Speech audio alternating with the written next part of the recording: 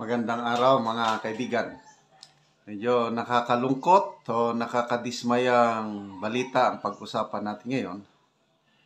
Si Dr. Ethel Pineda, isa sa mga very active na DDS vlogger. Isinare niya ang post ng isang magaling na abogado, si Attorney Anthony Ludalvi Vista. Isinare ng abogadong ito yung experience niya sa isang international gathering of lawyers na napag-usapan yung pag-aresto kay PRRD, yung pag-kidnap sa kanya. So ito, yung article ni Attorney Anthony Ludalvi Vista. Title niya is, In the Shadow of the Hague, a Filipino lawyer's reflection from the wrong conversation at the right time. I recently attended a global conference of internationally trained lawyers, a remarkable gathering of legal professionals from across Asia, Europe, North and South America, Africa, and Australia. So, hindi nakalagay dito kung saan yung venue. But, ito is after na-aresto na-kidnap na si PRRD. The room was filled with accomplice individuals, former prosecutors, government officials, litigators, solicitors, barristers, and law firm partners. It was a forum brimming with experience, intellect, and deep respect for the role of law. There were only a few of us Filipino lawyers present, perhaps 4 in total. Okay.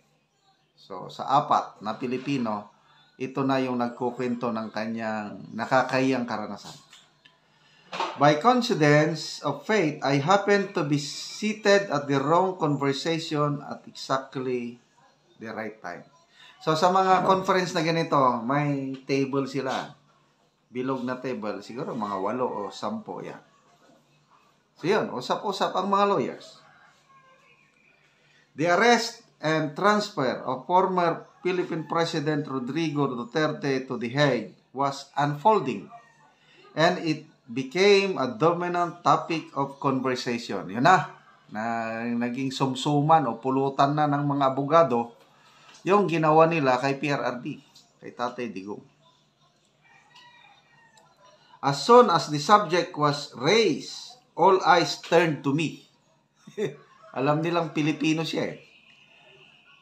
I was the Filipino at the table and the questions came almost immediately. Clear, direct, and unrelenting. Ito na yung mga tanong. 1. Why wasn't Duterte brought before a Philippine court before being flown to The Hague? Number 2. Doesn't your constitution require a judicial warrant? Number 3. Doesn't the Rome Statute, particularly Article 59, require local court review prior to any surrender? Ito yung Article 59 na si Sassasut ang unang nag-discuss. So, madaling maintindihan. Hindi mo na kailangang maging abogado para maintindihan mo yung Article 59. Dapat madala sa isang competent judicial authority. Hindi nadala eh. According to Secretary Boying Rimullas, siya na daw, DOJ na daw ang competent judicial authority. I found myself repeating the government's official line, stating that Section 17 of the Republic Act 9851 allows the Philippine government to dispense with local prosecution and cooperate with an international tribunal. I did not defend the government. I simply recited their justification. So, patas itong lawyer na ito, ano? Kung ano yung nirarason ngayon ni Secretary Boying Rimulya, yun lang din ang sinasabi niya. So, anong reaksyon ng mga international lawyers? But the lawyers at the table were not convinced, nor were they unfamiliar with the law. A barrister from the United Kingdom shook his head slightly and said, "Your constitution is clear. Arrest require judicial intervention." Mabuti pa itong mga lawyers na ito from all over the world. Alam nila ang constitution natin, pinag-aralan nila. Your constitution is clear. Arrest require judicial intervention. A Canadian prosecutor added, "The Rome Statute does not allow executive shortcuts. It expressly requires that the accused be brought before a competent court of the custodial estate before transpire." They had, kwento ng abogado, they had read our constitution. They knew Article 59. And they saw a contradiction I could not deny. Kung ano yung nakikita natin, ano yung inexplain ni Sasut, yun ang sinasabi ng mga international lawyers. Diba? Another asked whether such bypassing of judicial review is common in the Philippines. I posed. Wala siyang may sagot. Then he smiled faintly, not because I didn't know the answer, but because I was embarrassed to admit what they had already inferred. There was no defense to give. I felt silent. Ito na yung nakakayang karanasan niya. I realized at that moment that I was not being interrogated. I was being asked to reconcile the law with what has just happened. And I could not. I was sitting with lawyers who had spent their lives upholding their legal systems and who expected that ours would do the same. The conversation shifted to the critical hours before Duterte's departure. One Canadian lawyer asked whether any court in the Philippines had issued a temporary restraining order while Duterte was still at the airport, awaiting his flight to The Hague. I explained that a petition had been filed seeking immediate injunctive relief, but no TRO was granted. He responded almost instinctively that if it had happened in Canada, the Supreme Court or even a lower court would have promptly issued a TRO to preserve the individual's liberty until the legal questions could be fully resolved. What struck me most was not their criticism, but their confusion.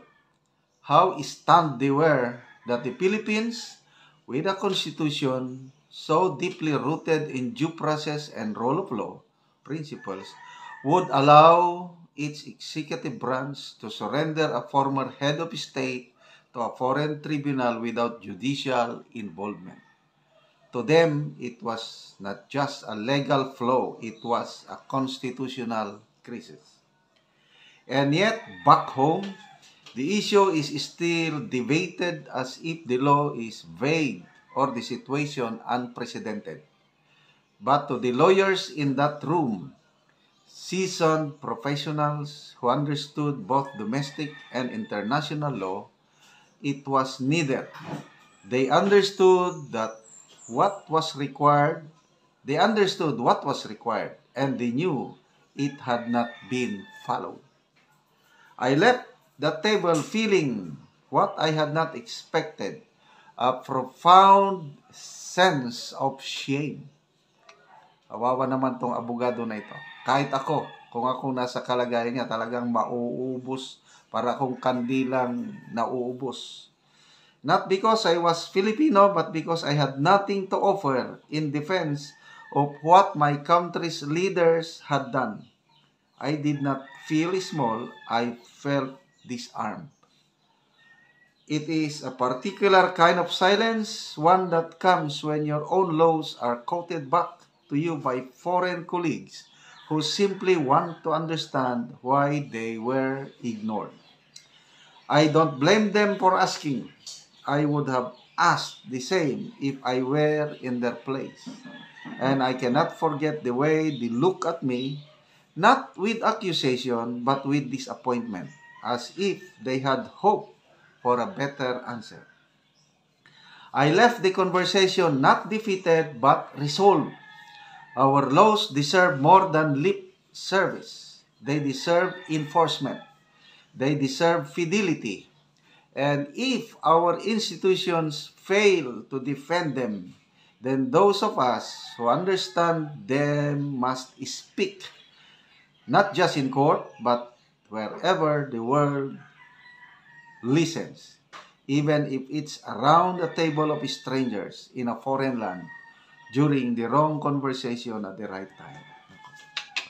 Kaya, so, binasa ko ang mga comments, ang daming nagsasabi, mga OFWs, mga amo nila, sinasabi na nung panahon daw ni Duterte, very proud sila na Pilipino. Ngayon, wala na, hiyang-hiya ang mga OFWs kasi mga foreigners, mga amo nila is awang-awa kay PRRD. Bakit daw ganun ang nangyari? So,